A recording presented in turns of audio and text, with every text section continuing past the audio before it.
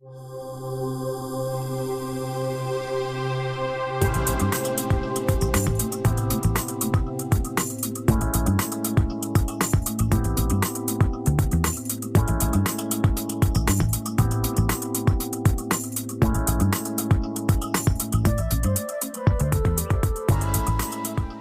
אני סילבנה, ונמצא איתי כאן עידן, ואני אראה לכם עכשיו טכניקה לטיפול בכאבי גב בשיטת קינזוטייפינג.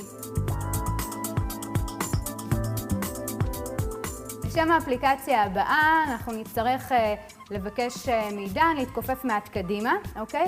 אנחנו הולכים לעשות אפליקציה של כוכב באזור של הגב התחתון. האפליקציה הזאת טובה לכאבי גב במרכז הגב התחתון, או עם נטייה לאחד הצדדים, עם או בלי הקרנה לאחת הרגליים. עכשיו נמדוד את אורך הטייפ שאנחנו צריכים.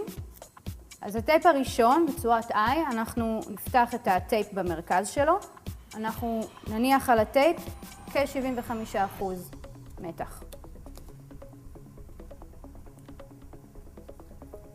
אז שמתי מתח במרכז הטייפ, את הזנבות, את הקצוות של הטייפ אני מניחה ללא מתח. גם את הטייפ הנוסף אנחנו נפתח באמצע. גם פה 75% מתח. מרכז הטייפ יבוא המתח, בזנבות אין מתח.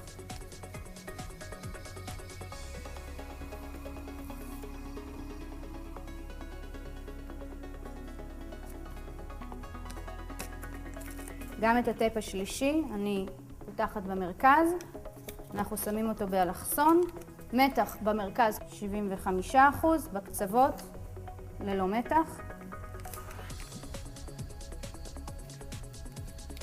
טייפ אחרון ורביעי, שוב נפתח במרכז, מתח במרכז הטייפ, כ-75, וזנבות ללא מתח. אוקיי, עידן בוא תתרומם. אתם רואים את האפקט של הקמטים הקטנים שנוצרים, זה האפקט בעצם שאנחנו מחפשים, וזאת הייתה אפליקציית כוכב לכאבים בגב תחתון. פה שמנו אפליקציה במרכז, אבל אפשר לשים אותה גם לצדדים אם יש לנו כאב עם הקרנה לרגליים. כדי ללמוד ולראות עוד אפליקציות בעזרת שיטת קינזוטייפינג, אתם מוזמנים לראות אותנו בעוד סרטונים.